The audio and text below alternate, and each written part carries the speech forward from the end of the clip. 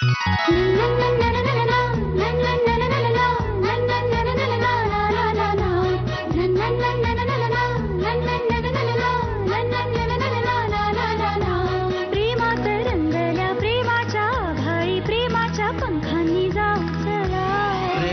मिटती मनाची अंतरे, प्रेमाला प्रेमाने पाहू चला.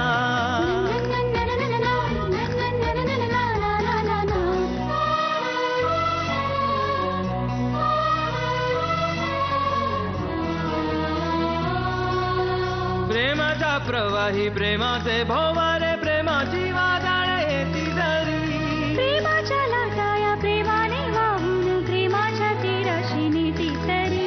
प्रेमाचा चांदवा झरतो बेभान, प्रेमाचे उधाण झेलू चला.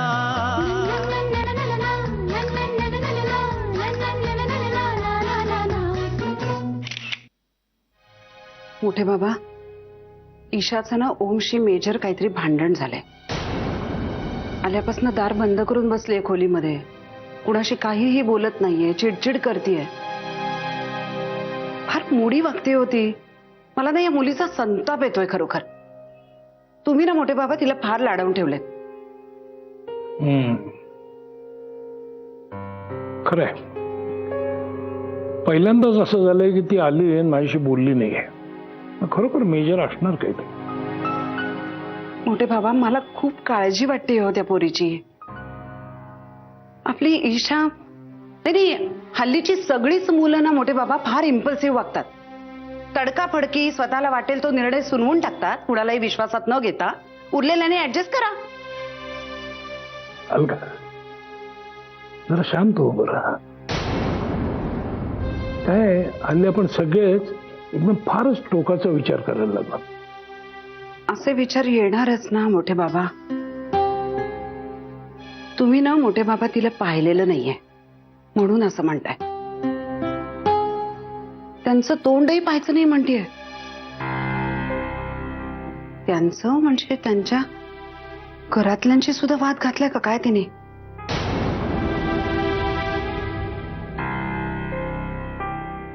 नाही नाही, असं नाही करणार ती.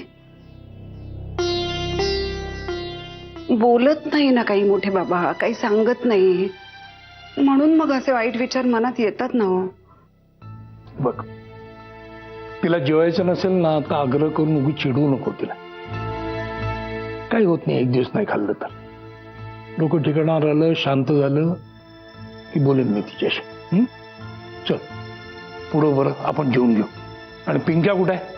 हा, पेढा दिला नाही सकाळपासून मला एकही. जा पळ. आणि आमच्या युअर ऑनरला पाठवा, चेहरा दाखवा म्हणा. हो.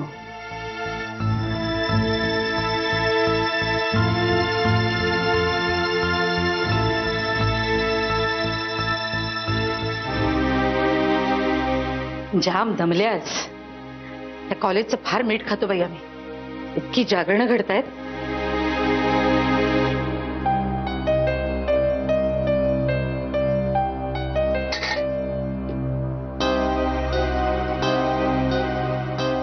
अलका, ए अलका, अगं काय रडतेस काय तू? काय झालंय काय? अलका सांग मला, काय झालं? ईशाचं ओमशी भांडण झालंय उमा. ती इतकं टोकाचं बोलते ना त्याच्याबद्दल. न जेवता पोर एक दिवस तरी राहिलीये का? पण आता रात्र व्हायला आली तरी जेवायला आलेली नाही. इच्छा आली? दुपारी झाली पुण्याहून, पण अजून जेवलेली नाही. काय म्हणणं काय तिचं? काय म्हणणं हे कळायला पाहिजे ना. ती बोलली तर कळणार आहे ना मला. बोलतच नाही आल्यापासून काही. ठीक आहे, तू रडू नकोस, मी जाऊन येते तिच्याकडे. नको नको, तू नको जाऊस ग. कोणीही माझ्या खोलीत यायचं नाही असं बजावलंय तिने. मोठी बाबा सुद्धा गेलेले नाही. हो बरं ठीक आहे, पण तू आधी शांत हो. काय? हा, तू रडू नकोस. तू अशी रडलीस ना तर ती आपल्याला सांगणार नाही काय झालं ते. ती म्हणेल मी डिस्टर्ब झाले तर हे चित्र आहे घरात. मग खरं काय झालं ते सांगितलं तर काय होईल? हो की नाही? हा, तेव्हा रडणं थांब. आणि ती जेवली नाहीये ना, झोपली आहे ना, असू दे, काही हरकत नाही, उठली की जेवेल. असं काय होईल सगळं नाही. आणि बघ माझं ऐक, तू थोड्या वेळाने तिच्या खोलीत जा and you just be there with her. तू फक्त तिच्याबरोबर थांब तिथे, तिच्या अवतीभोवती राहा. आपण बघूया ती काय सांगते. आणि तू तिथे असलीस ना की ती सांगेल तुला, हो की नाही? आणि नाहीतर आपण आहोतच ना सगळे. मग काय रडतेस वेड्यासारखी? हं?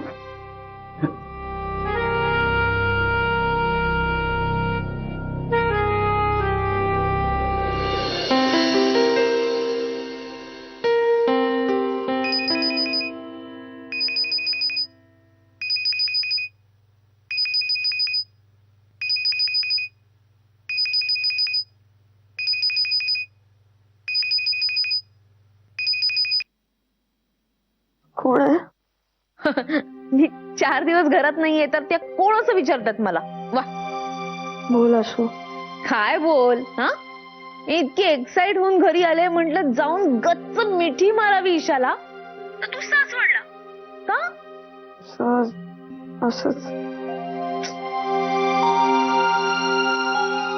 किती वाजलेत असो? 8:30 वाजलेत फक्त. ए तू आत्ता कशी झोपलीस ग? डोकं दुखतंय. ए ईशा, अशी प्राण गेल्यासारखी काय बोलतेस? ओम सारखंच. मी ओम सारखी नाहीये.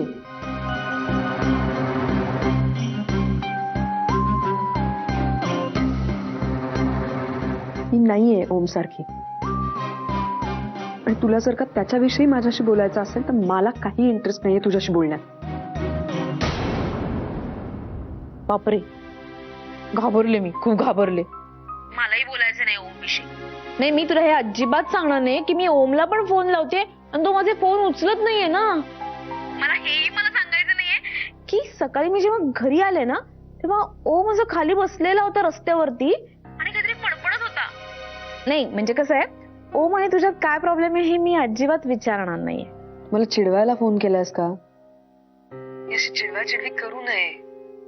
अतिशय अंडर डेव्हलप्ड मेंदूची लक्षणं आहेत ही सगळी. इतका कॅज्युअल आणि इररिस्पॉन्सिबल अप्रोच आहे तुझा. प्लीज फार काळ अशी राहू नकोस. आयुष्यात पुढे प्रॉब्लेम्स येतील तुला. ए प्लीज हा, हे ऍटिट्यूड का दाखवतेस तुम्हाला? मी अत्यंत जेन्युअनली तुला फोन केलाय. म्हणजे आता मी तुला नकोशी झालीये का? हा, तसं सांग ना. दुसऱ्याचा राग माझ्यावरती काढू नकोस तू. तुझी घाणेरडी सवय आहे ही.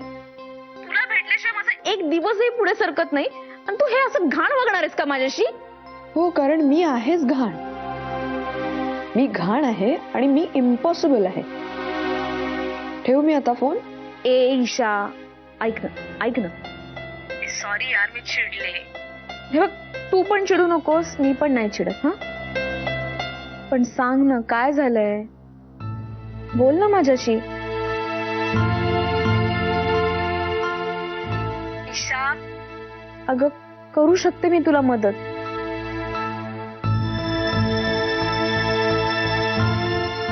काही नाही, काही प्रॉब्लेम नाहीये. Thanks for your concern. I am okay. चल बाय.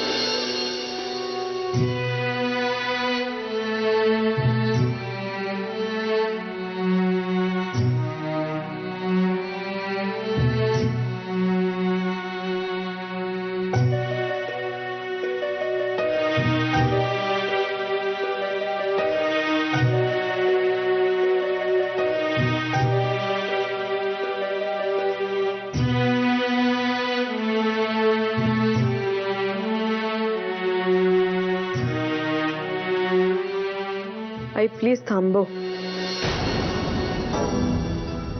आवरावरीचं जे नाटक तू करतेस ते थांबव, कारण मला माहितीये तुला काही शोधायचं नाहीये आणि माझ्याकडे लक्ष द्यायचं नाही म्हणून तू हे सगळं जे काही करतेस त्याचा मला जास्त त्रास होतोय. प्लीज थांबव. इशू, मग बोलायचं कसं ग तुझ्याशी? मला कळतच नाहीये. मला थोडा वेळ नाही एकटं सोडू शकत का ग तुम्ही? ओके ओके, सॉरी, जाते मी. हा,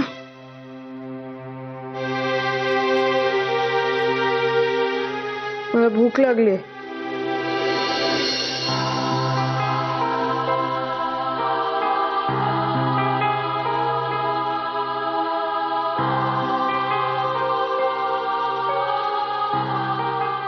भूक लागली ना? हा सोन्या, लागेल नाही तर काय? काय करू तुझ्यासाठी? सांग सांग, तुला काय खायचंय, काय खावंसं वाटतंय? नाही तर असं करतेस का, सगळ्यांबरोबर जेवायला चलतेस का? तिकडे चल ना, सगळे वाट बघतायत तुझी. आई प्लीज, मला इथे रूम मध्ये एकटीला जेवायला देणार असलीस तर मी जेवते, नाही तर नको. कारण मला आता कुणाच्याही प्रश्नाचं काही उत्तर द्यायचं नाही, मला कुणाशी काही बोलायचं नाहीये. मला तू एकटीला इथे आणून देणार असशील तरच मी जेवणार आहे, नाही तर मला काहीच नको. ओके ओके ओके, हो, इथे आणून देते मी तुला. हा, भूक लागली ना, जेवणार आहेस ना तू? हा, मी इथे आणून देते तुला, पटकन देते. हा राजा, आणतेस लगेच.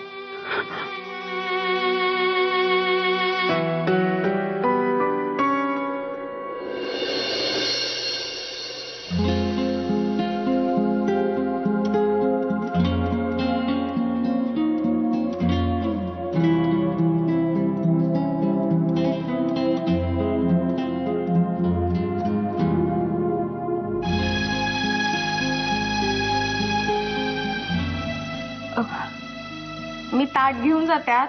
त्यांनी काही खाल्लं नाहीये ना मगाचपासून? मी घेऊन जातो. मी ना मगाशी त्याला लिंबू सरबत द्यायला गेले होते ना, तर बचकन ओरडला माझ्या अंगावर. मला भीती वाटली खूप. रजित काका किती त्रास करून घेतोय अरे तो. मला कळतच नाहीये काय करायचं, कुणालाच कळत नाही काय करायचं आता. रे काही काळ एकट्याला राहू दे त्याला. आणि सगळ्यांना सांग, कोणीही त्याला आत्ता डिस्टर्ब करायला जाऊ नका. मी समजूत घालायचा प्रयत्न करतो. आणि आपण खरंच इतके वाईट आहोत का रे? ईशाताई घाबरली आपल्याला. तिला नको होत आपण. हे बघा, आपण सगळेच खूप चांगले आहोत. स्वतःवर विश्वास ठेव. सांभाळत.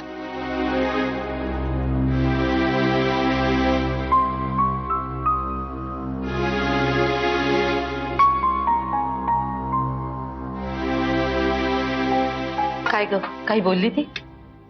बोलली, भूक लागली आहे पण सगळ्यांबरोबर जेवायला बसायचं नाहीये.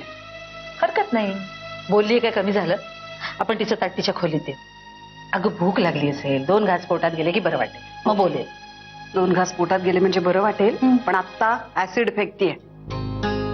काय? हो, म्हणजे पित्त खवळलंय तिचं. उमा, तू ऐकलं असतंस ना ती काय बोलतीये ते, तर तुझं स्व डोकं गरगरलं असतं. मला भीती वाटायला लागली का तिचं बोलणं ऐकून. काळजी वाटायला लागली. आणि मला कळत नाही उमा, एवढं काय झालं असेल त्यांच्यामध्ये. त्यांचं तोंड सुद्धा बघायचं नाही, असं का म्हणत असेल ती? मला खरंच कळत नाहीये ग. अलका, अगं अशा कुरबुरी तर होतच असतात. अगं माझंच बघ ना, माझं लग्न जेव्हा नवीन झालं होतं तेव्हा मी यांच्यावर किती चिडून असायचे.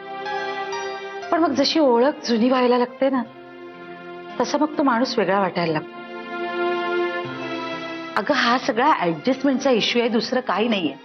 त्या दोघांनी एकमेकांना वेळ द्यायला हवा. आणि मग दुसरी व्यक्ती संपूर्णपणे कळायला लागली ना की मग तेव्हा ऍडजस्टमेंट सुरू होते. नव्याने निर्माण झालेल्या नात्यात बरेचदा आपणच ऍडजस्टमेंट करायला तयार नसतो. आणि शिवाय वयही असतं, हो की नाही?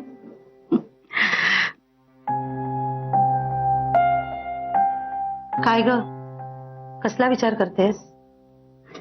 माझं वय अजून वाढलं नाही वगैरे असं तुला वाटतंय का? काय गो मा, काहीतरी काय.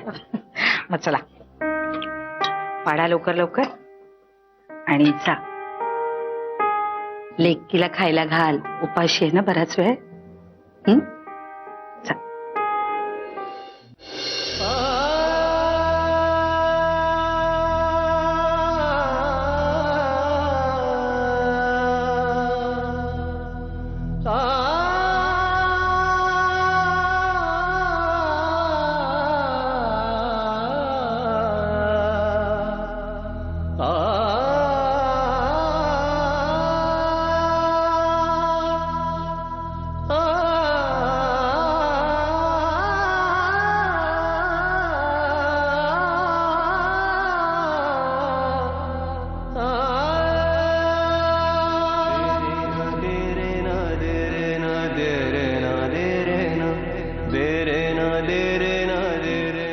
दोन घास खाऊन घे राजा.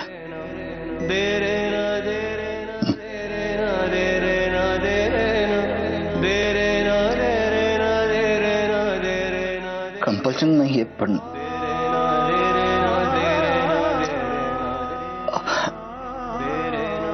खा ना यार. प्लीज.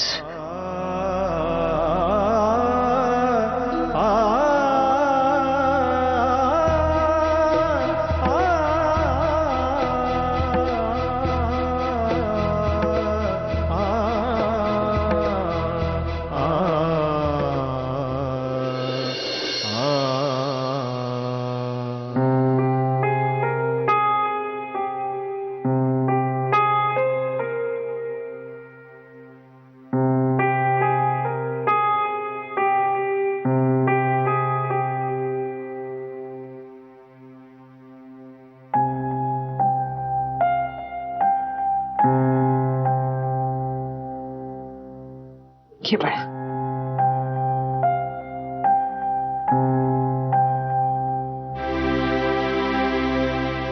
मी खाते. हो, जाते मी.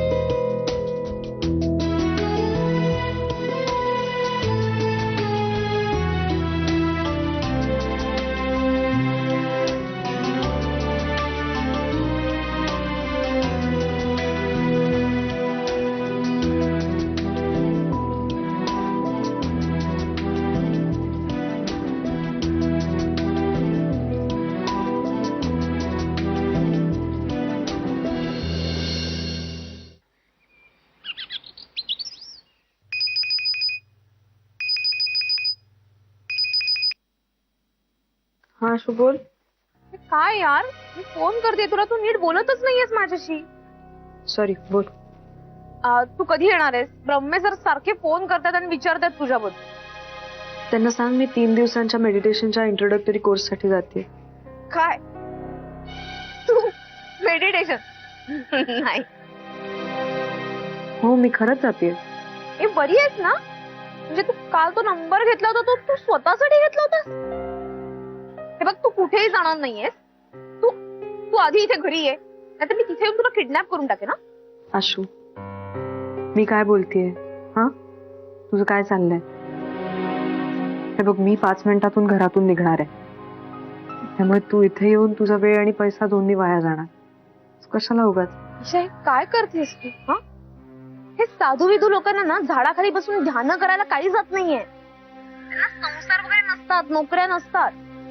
आपली ती स्टेज यायची अजून. हे असं करून हे प्रॉब्लेम सॉल्व्ह होणार नाहीये तुझे. हे असं करणं म्हणजे प्रॉब्लेम पासून पळलंय, बाकी काही नाही. तुला वाटतंय ना मी पळून चालले? ठीक आहे, तसं समज. तुझ्या मला ना तुझी आता खरंच काळजी वाटायला लागली. सांग लवकर, नाहीतर मी बोलणार नाही हो तुझ्याशी. ओके.